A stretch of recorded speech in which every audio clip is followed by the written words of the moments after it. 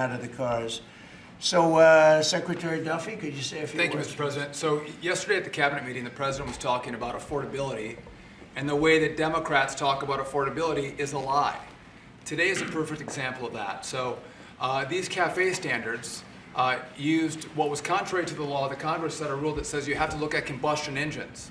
Biden and Buttigieg actually did an analysis using... Edge. I'm sorry.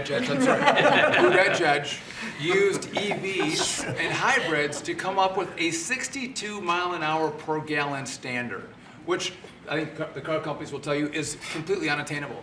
So they spent a lot of money on technology trying to meet the unattainable standard, driving up the cost of a car, number one. And then number two, if they couldn't meet the unattainable standard, they had to trade for carbon, costing billions of dollars, and again, driving up the price of the car. So, Mr. President, what Democrats were doing, we're not making cars more affordable, they're making them less affordable. The consequence of that is going to be that more Americans can afford to buy a new car, which means they're going to be safer on the roads because of all the great new technology we have that save lives. So we'll have less death on American roads.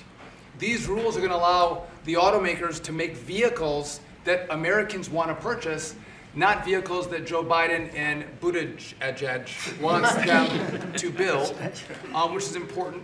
But also, this is important for American jobs. The more cars we sell, the more jobs we have in this country. And so this is jobs, this is freedom, and this is common sense, Mr. President. So thank you for your leadership. And I appreciate what the Senate did with the big, beautiful bill and what we've done here today. So thank you, Mr. Very much. A big, beautiful bill is it's something. It's amazing. Wait till people see the benefits and the lower taxes that they're going to have, lower regulations. So, how about Ford? Mr. President and Secretary, all the important lawmakers here, competitors, today is a victory of common sense and affordability. We're very proud of Ford to be the #1 auto producer in our country. 80% of the vehicles we sell here we make in our country. Right. And we never left, unlike many of our competitors. We're the #1 exporter, and we have the most auto factory workers. And this CAFE standard that is aligned with customer demand is the right move for a lot of reasons. We were #2 last year in EV sales, we were #3 in hybrid, and we're the leading brand for combustion. We believe that people should be able to make a choice, as you said, Mr. President, and we will invest more in affordable vehicles. This allows us to invest in affordable vehicles made in the U.S., which we will take the lead on, and will allow us to make vehicles more affordable. So thank you for making this step for all of you. Thank you very much. One of the other things we're doing, it's separate from this meeting, but I think everybody here would agree with it. If you go to Japan, where I just left, and if you go to South Korea and Malaysia and other countries, they have a very small car, sort of like the Beetle used to be with the Volkswagen. They're very small, they're really cute, and I said, how would that do in this country? And everyone seems to think good, but you're not allowed to build them. And I've authorized the Secretary to immediately approve the production of those cars. So you'll be able to buy, they really are, they're actually, some of them are really beautiful, actually. If you take a look, Honda, some of the Japanese companies do a beautiful job.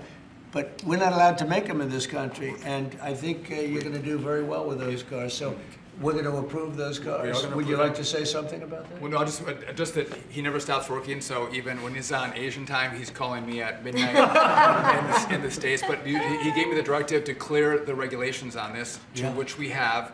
And so if Toyota or any other company wants to make smaller, more affordable cars, fuel efficient, we have cleared the deck so they can make them in America and sell them in America. They're really nice and less expensive. And it really gives people a chance to have a car, you know, have a brand new car as opposed to a car that maybe isn't so great. And so you car companies start thinking about that. I think it's going to be a tremendous market. Please, would you like to say something? Thank you, Mr. President. It's a great day for us at Stellantis today, because it's the day where we see CAFE regulation reconcile with real customers' demand.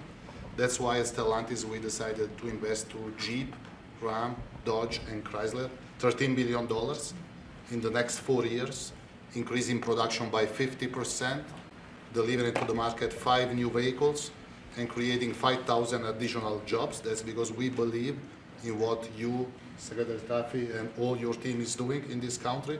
We believe in growth, and we are ready to invest even more. So thank you very much. Thank you very much also for this great news of the K cars, which we are very interested in.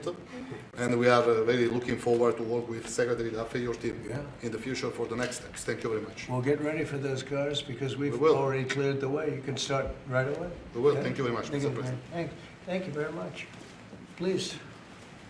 Mr. President, thank you so much for having me. Thank you very much. We support your leadership for this issue that is so important to the auto industry. I'm here representing the hard-working men and women of Orion Assembly in Michigan. Right. The facility, our manufacturing facility there is currently going through a retool so that we can build additional U.S. manufactured pickup trucks and full-size sport utilities for our customers, and we're so excited about that. And thank you for your support. Secretary Duffy, thank you as well. And this is largely coming in because of the tariff situation. We're taking in trillions of dollars, actually, trillions, and we have so many other advantages, but these great companies are coming back to the United States. They left the United States. If somebody was sitting behind this desk that knew what they were doing, that wouldn't have happened. They would have said, well, you can sell your car here, but we're going to put 100% tariff, and you would have never had the auto industry leave. Again, we lost more than 50% of our auto industry. And now it's all coming back, and I think it's coming back. Ultimately, it's going to be bigger. I believe it's going to be bigger than it was before, actually. But it's an honor to have you here, and please, would you like to say Mr. something? President? Thank you very much. Tom Castrator, sir. I'm the chairman of National Automobile Dealers that represent 18,000 dealers in the country, along with 3,000 heavy-duty truck dealers. And what the actions that you've done as the president and your administration is definitely going to save our customers money.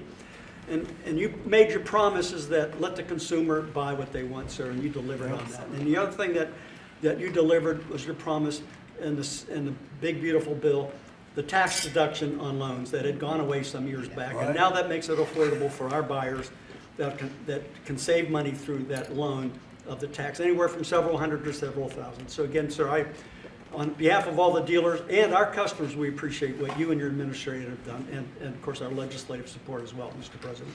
Thank you. That's very nice, and I'm glad you brought that up. We're allowing people to deduct. So if you go out and buy a car, and this is for middle income, but for lower income, no matter what, they never really had deductions. You know, rich people like deductions, but middle income people were never really afforded deductions, which is very unfair. You borrow money to buy a car, you're allowed to deduct the interest from your income tax. And I think that's going to be one of the most, in terms of your industry, I think it's going to be the biggest thing that we're talking about, maybe even bigger than CAFE standards. People are going to be able to borrow money, deduct it, so it's going to cost them essentially half. And they'll be... It'll help, yes, sir. I think it's going to be a tremendous factory. They've never had a chance to do that before. And that's all done. That's all in the great, big, beautiful bill. So it's really terrific. I'd like to ask a couple of our political leaders to say, because you guys have done an amazing job. This was something that was going to be very tough. We had to fight lunatics to get it done, and they had no answers. You know, you just present them with the facts,